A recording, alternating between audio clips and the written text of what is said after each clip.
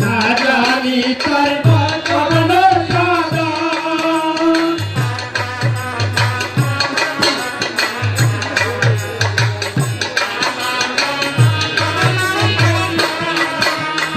উঠাই রইলেন মাথা এসে করেন ঝাঁটা আগুন তরি ডুবে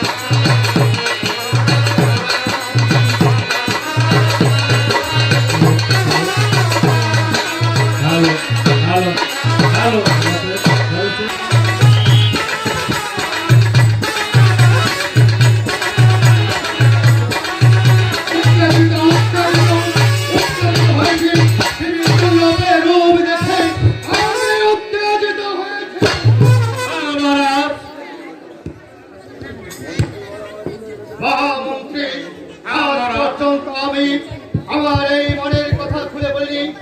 সেদিন আমি শিকারের উদ্দেশ্যে ওই মক্কা নগরে গিয়েছিলাম। মক্কা নগরের কত নর নারী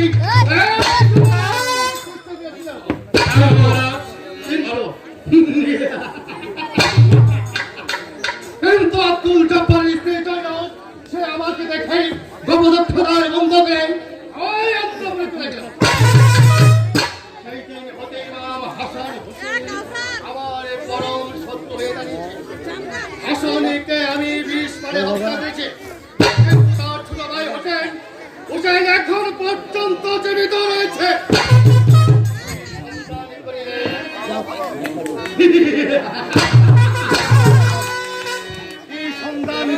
আমার সেই চির ছোট ভাই হোসেনকে মদিনা হইতে বাহির করে দেয়।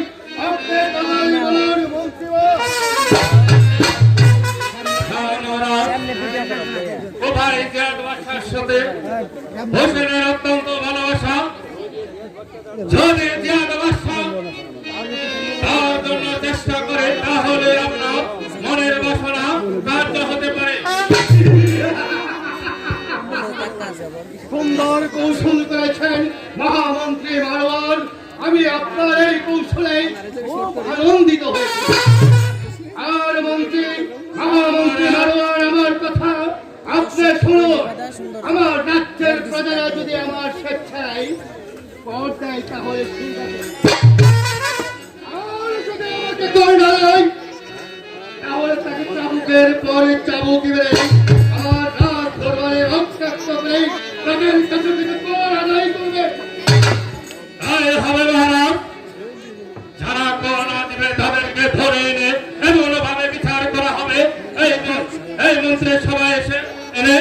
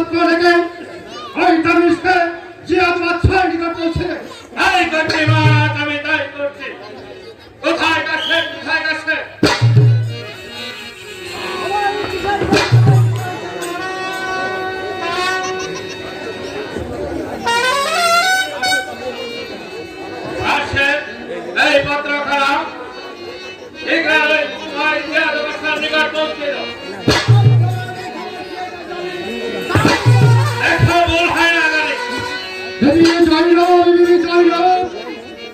এখন তোমার দেওয়ার আমি ভেঙে দিব। আমি ওই মদিনার একজনকে এনে আমি তাকে পুতুল করব। আমার মহামন্ত্রী আমি বড় ক্লান্ত হয়ে পড়েছি। এখন আমার প্রয়োজন বিশ্রাম করার।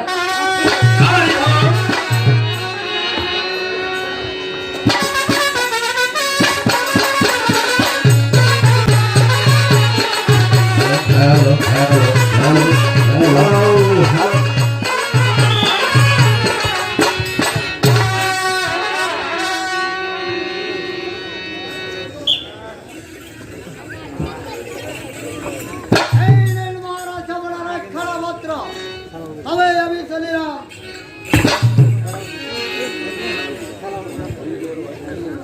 মন্ত্রীবার বাসায় যাওয়ার জন্য আমাকে একখানা পত্র পাঠিয়েছে।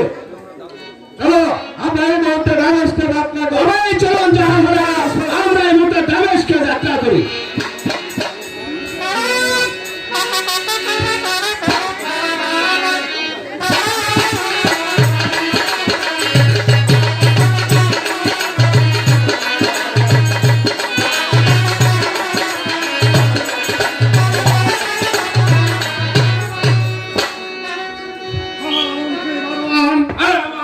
হুসেনের সাথে যে ঝগড়া ছিল সে ঝগড়া তো কিছুই হলো না। ভাইজি আমাকে কিন্তু আসতে বলেছেন, আপনি আমাকে ঘুরে বলুন।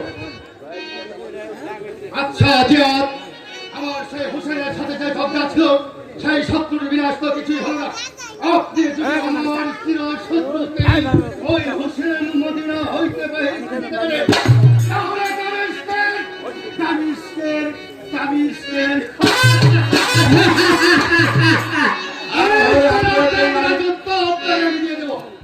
তাহলে আপনাদের আমি কি করতে পারি আপনি আমাকে ঘুরে বলুন ভাইজি। যদি আমার চির শত্রু ওই হোসেনকে মদিনা হতে বাহির করে দিতে পারেন তাহলে আমার মনের বাসনা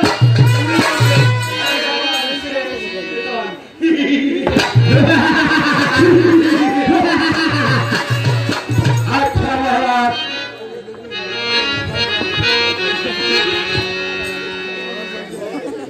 মন্ত্রীবার কোন কৌশল করে মদিনা হতে হোসেনকে আমরা বাহির করি। চলো তাই চলো।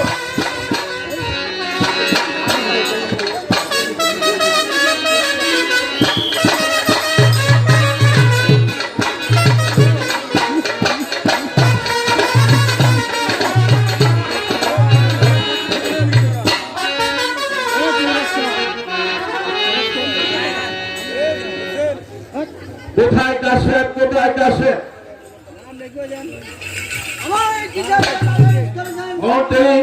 এই কাছেরকে একখানা পত্র দিয়ে হোসেনের নিকট পৌঁছিয়ে দাও।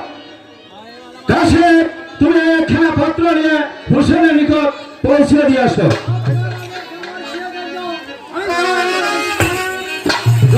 মন্ত্রী চলো জাহাপনা।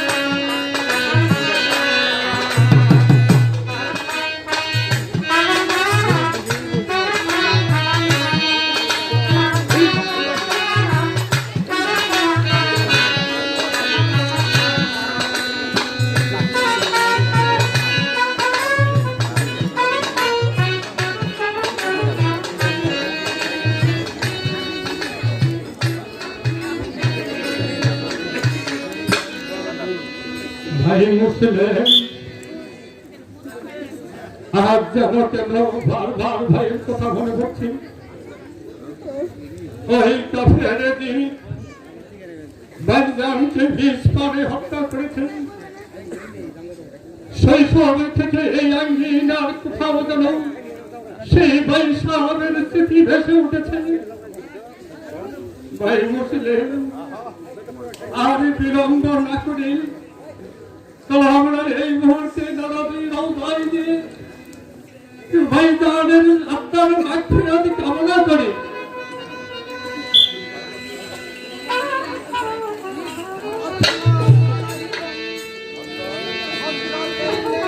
ওয়ালাইকুম আসসালাম। আমি চলিলাম। আসসালামু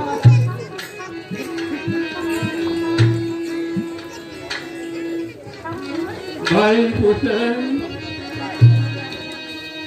আপনার প্রাণ বিনাশ করিবার জন্য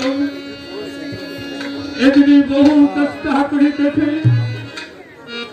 আপনি শীঘ্রই কোথায় চলে আসুন, আমি আপনাকে রাজ্য দান করিব।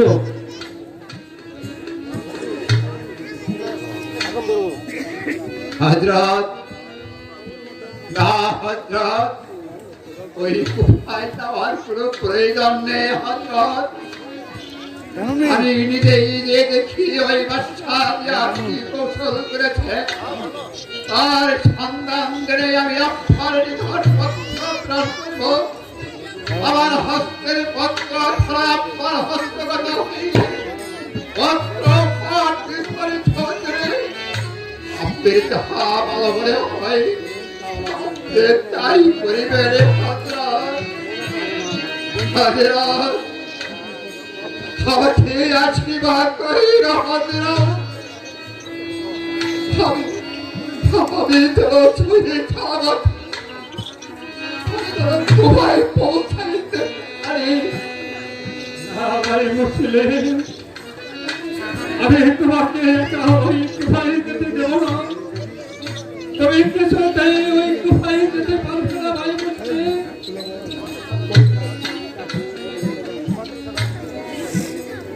ভাই মুসলিম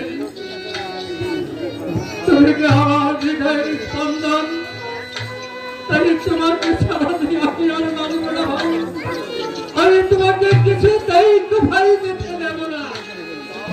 হযরত আমাকে দিয়ে যেতে হবে। জিয়াদ বাদশা কি কৌশল করেছে তার উদ্দেশ্যে আমার এখানে সেই গুহার উদ্দেশ্যে যাত্রা করিব। ভাই মুসলিম আমি বেঁচে থাকিতে আমি তোমাকে কিছুতেই গুহায় যেতে দেব না। আপনি আমাকে বাধা দিবেন না হযরত। আমাদের সেই গুহায় যেতে হবে হযরত। তবে আমাকে আপনি দোয়া করুন হযরত। আমি তার চলি আমাকে জানাবো আমি সেই গুহায় পৌঁছাইতে পারি। ভাই মুসলিম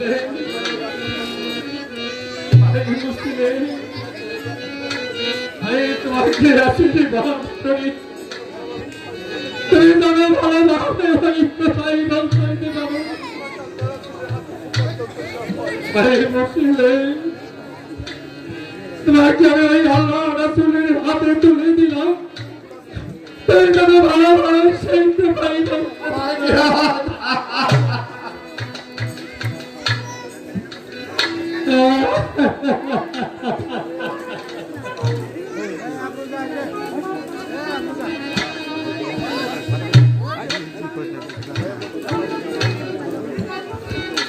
হযরত আর বিলম্ব নাই হযরত।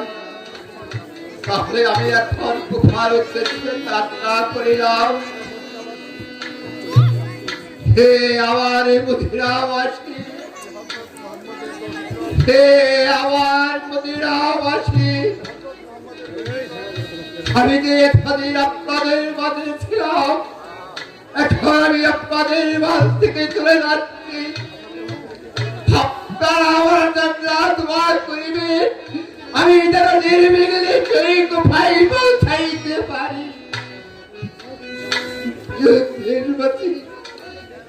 আমি চলিলাম হযরত, চলিলাম হযরত, আমাকে আপনি ছেলেবারের মতো আশীর্বাদ করতে হবে। আরে তারা চলতে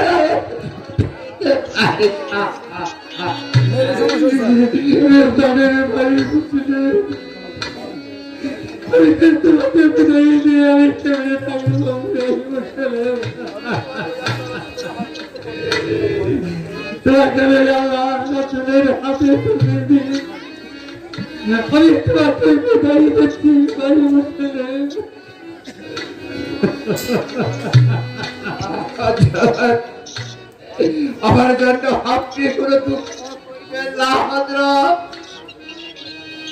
আমি এখনই চলে যাচ্ছি। ওরে বাবা মোহাম্মদ, ওরে বাবা ইব্রাহিম, তোরা আমার সঙ্গে চল রে বাবা। বিদায় হযরত, বিদায় হযরত, বিদায় হযরত।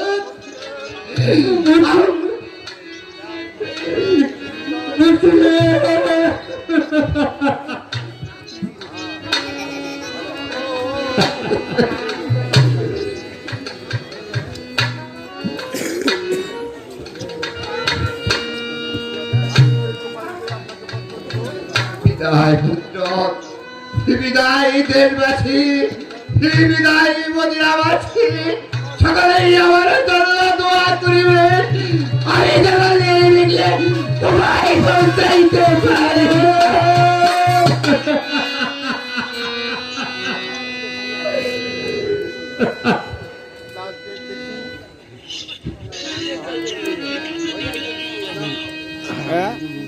আর ফির দেখি ভাই মুসলিম,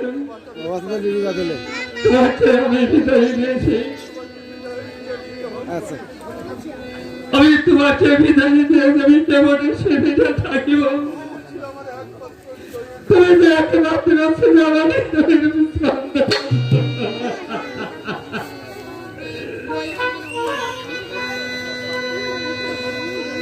না ওই এখন ওই করে যাচ্ছি।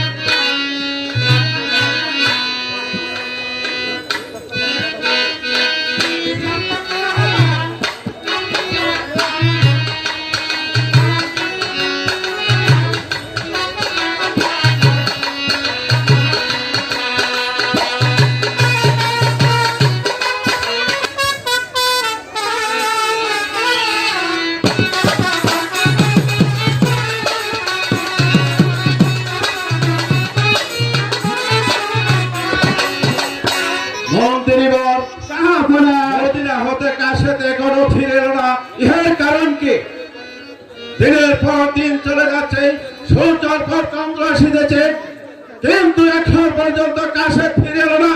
ইহার কারণ কি? আপনি একটু এগিয়ে দেখুন তো কাছেরকে দেখা যায় কিনা। ওই তো দেখা যাচ্ছে জাফরা মুসলিম মদিনা হতে অনেক সৈনিক নিয়ে এদিকে এগিয়ে আসছে। এই মুসলিম সৈনিক এদিকে আসিতেছে।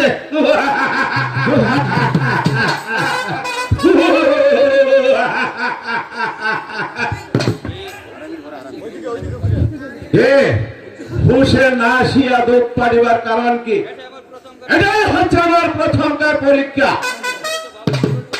আমার মনোগত ভাব বুঝিবার জন্য হয়তো আমার সাথে দুঃখ পাঠিয়েছে। দূতপুতয় প্রভু হোসেনের আজ্ঞায় আগমন। প্রভু না আসিবার কারণ কি? এই সিংহাসন তাহার শূন্য রয়েছে, কি দোষে সে আমাকে